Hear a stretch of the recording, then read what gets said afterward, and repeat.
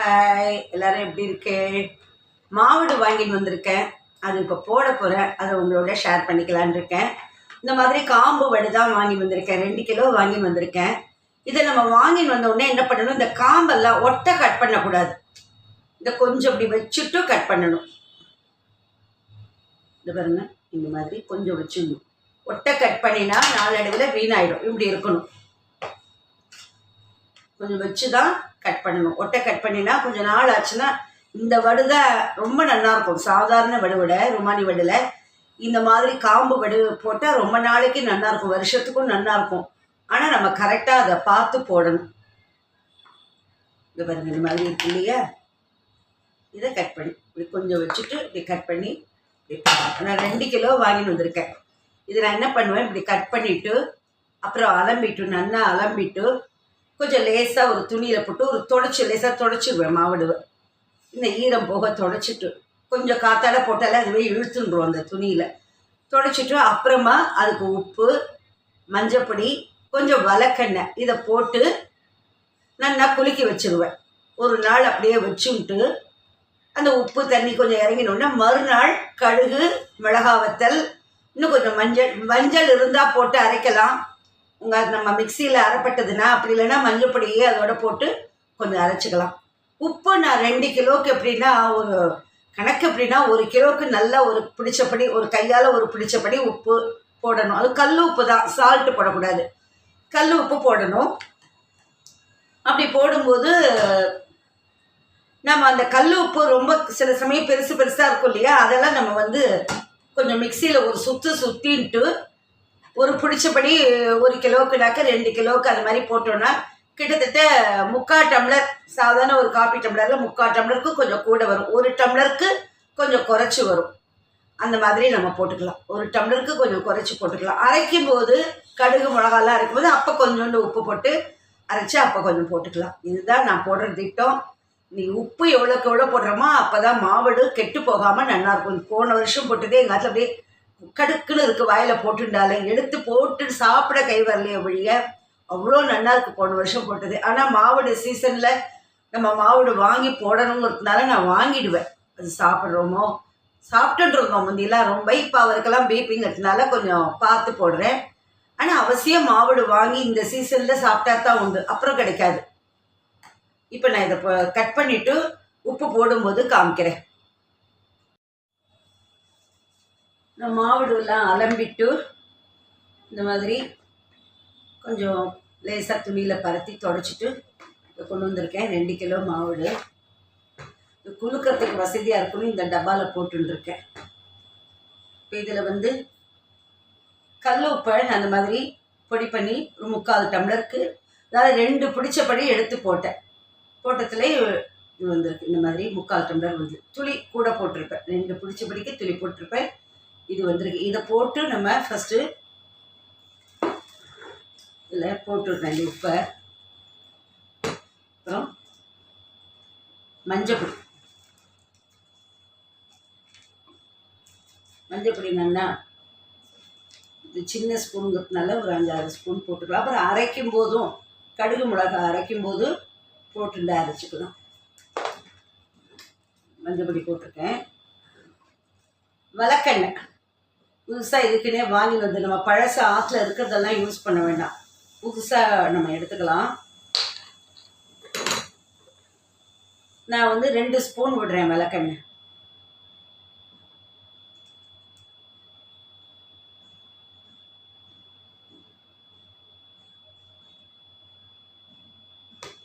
இந்த வலக்கெண்ணெய் நம்ம எதுக்கு விடுறோம்னா, நல்லெண்ணெய் கூட விடக்கூடாது, வலக்கெண்ணெய் தான் விடணும். சில பேர் நல்லெண்ணெய் விடுறேன். இந்த மாவடு சாப்பிட்டா சில பேருக்கு சூடு வயிற்ற வலிக்குங்கிறதுனால இந்த வலக்கெண்ணெய் போட்டோம்னாக்கா கொஞ்சம் இந்த சூட்டை தணிக்கும். மாவடும் நல்லாயிருக்கும். இந்த வலக்கெண்ணெய் ஸ்மெல்லெல்லாம் அதில் வராது. உங்களுக்கு சூட்டை தணிக்குங்கிறதுக்காக தான் வலக்கெண்ணெய் அதில் விடுறோம் நம்ம. இப்போ இது இப்படி போட்டிருக்கோங்க. மஞ்சப்பொடி, வலக்கெண்ணெய் போட்டிருக்கு, உப்பு போட்டிருக்கேன். இந்த டம்ளரால் 3/4 டம்ளர் உப்பு போட்டிருக்கேன். அப்புறம் அரைக்கும் போது கொஞ்சம் உப்பு போட்டுக்கலாம். இப்போ இதை புளிக்கு மட்டும் இல்லை. இது ஜாடியில் தான் முந்தியெல்லாம் போட்டு மூடி வைப்பேன். எங்கள் மாமியார்லாம் அப்படி தான் பண்ணுவாள். எவ்வளோ நாளாலும் ஃப்ரிட்ஜிலலாம் வைக்கவே மாட்டோம், கெட்டே போகாது, கலரி விடுவாள். இந்த ஜாடியெல்லாம் வேல்யூ தெரியாமல் அப்போ யாராவது கேட்டாலும் கொடுத்தாச்சு. இப்போ இந்த மாதிரி பிளாஸ்டிக்கில் வச்சுருக்கோம். இதுவே கொஞ்சம் நல்ல ஒரு பிளாஸ்டிக் டப்பாவாக வச்சு போட்டு வைக்கலாம். எவசவரில் வச்சாலும் ரொம்ப நாள் உப்புல வைக்க முடியாது. முதல்ல அரைச்சி விடும்போது வேணால் எவசவர் பாத்திரத்தை போட்டுட்டு அப்புறம் வேறு நல்ல ஒரு ஜாடியோ பிளாஸ்டிக் டப்பாவிலையோ வாங்கி போட்டு ஸ்டோர் பண்ணி வைக்கணும். அடியிலேருந்து வந்துட்டு பாருங்கள் உப்பு. மூடி வச்சுட்டு நான் அரைச்சி விடும்போது காமிக்கிறேன். மாவு ஒரு நாள் ஃபுல்லாக உப்பு போட்டு விளக்கெண்ணெய் போட்டு மஞ்சள் பொடி போட்டு வச்சுருந்தேன், குலுக்கி வச்சுருந்தேன். இது ஊறிடுது. ஒரு நாள் ஊறினா போட்டு காலையில் போட்டு சாயங்காலம் கூட அரைச்சி விடலாம். குளிக்கணும். இப்போ அரைச்சி வச்சுருக்கேன். கடுகு நல்ல 2 பிடிச்சப்படி, 2 கிலோ மாவுடு, ஒரு கிலோவுக்கு ஒரு பிடிச்சப்படி, 2 கிலோவுக்கு நல்ல 2 பிடிச்சப்படி கடுகு. மிளகா வத்தல் நான் 15 போட்டிருக்கேன். நல்ல சாதாரண மிளகா வத்தல்னா சிவப்பு மிளகான்னா ஒரு 20-25 கூட போட்டுக்கலாம். காரமாக நல்ல உப்புரப்பாக வேணும்னாக்க 20-25 கூட போட்டுக்கலாம். அப்புறம் நிறைய மஞ்சப்பொடி இதுலேயும் போட்டேன். இதுலேயும் மஞ்சப்பொடி போட்டு குலுக்கி விட்டுருக்கேன். இதுலேயும் எனக்கு மஞ்சள் இல்லை, விரலி மஞ்சள், அதனால நிறைய ஒரு 10 ஸ்பூன் கிட்டத்தட்ட சின்ன ஸ்பூனால் மஞ்சப்பொடியும் போட்டு இந்த மாதிரி நல்லா நைஸாக அரைச்சிருக்கேன். இப்போ இதில் கொட்டி நம்ம கலந்து வச்சுட்டு மூடி வச்சுக்கோங்க. நல்லா ஒத்தா மாதிரி கலந்து வச்சுட்டு மூடி வச்சுடலாம். நம்ம வேணாக்க துளி லேசாக மிக்சியில் லேசாக கொஞ்சம் தண்ணி விட்டு அலம்பி விட்டுக்கலாம். ரொம்ப தண்ணி கொடன்னு விட்டுறக்கூடாது, கொஞ்சம் தண்ணி விட்டு அது, ஏன்னா அதுலேயே உப்பு உங்களுக்கு தண்ணி வந்துக்கும். அதில்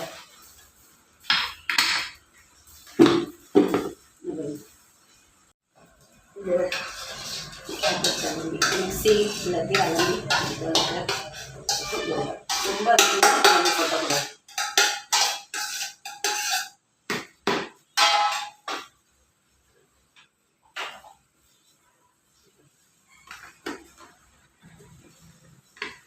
நல்லா அடியிலேருந்து அதுக்காக நான் கொஞ்சம் உயரமாக இந்த மாதிரி கொஞ்சம் அகலமான பாத்திரம் தான் இன்னும் நல்லா ஈஸி. இப்போ இந்த மாதிரி அடியிலேருந்து கலந்து விட்டுருங்க. அப்போ தான் எல்லா இடத்துலையும் காரம் பிடிக்கும். இந்த மாதிரி ஒரு தோசை திருப்பி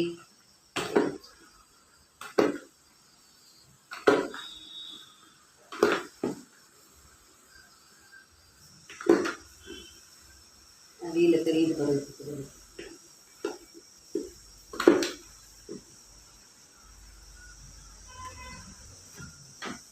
மூடி இதை வச்சுக்கணும். என்ன அப்புறம் நாளைக்கு ஒரு 2-3 நாளைக்கு இப்படி கிளறி விட்டு உடனேலேருந்து கிளறி விட்டோம்னாக்க இந்த ஜலம் பூரா, அந்த உப்பு ஜலம் பூரா அதில் இறங்கிடும்.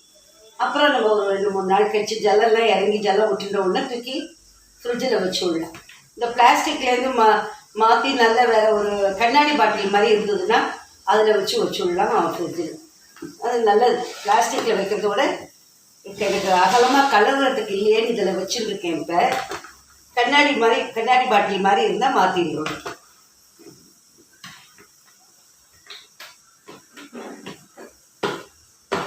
நான் இப்போ எல்லோரும் எல்லா பொடியும் வாங்கி போட்டு விட்றா. கடுகு பொடி, மிளகாய் பொடின்னு உப்பு எல்லாம் போடுறேன். அதை விட இந்த மாதிரி அரைச்சி நம்ம பண்ணுறது தான் இதில் இருக்கிற டேஸ்ட்டு எதுலேயும் இருக்காது. அவ்வளோ ஒரு கம்முன்னு அந்த மஞ்சப்பொடி வாசனை, கடுகு வாசனை, இது ரொம்ப நல்லா இருக்கும் இந்த மாதிரி பண்ணும்போது.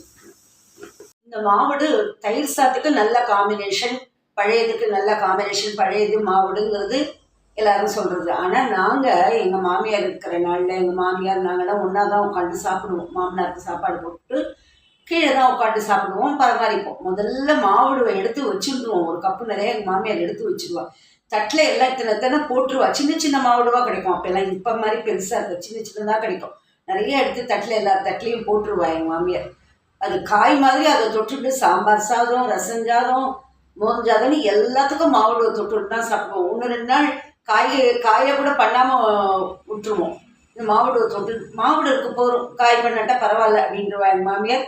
அந்த மாதிரிலாம் சாப்பிட்ருக்கோம். அந்த அளவுக்கு மாவுடுன்னா பைத்தியம். அப்படி அந்த சீசனில் இந்த வாங்கி போட்டுருவா எங்கள் மாமியார்.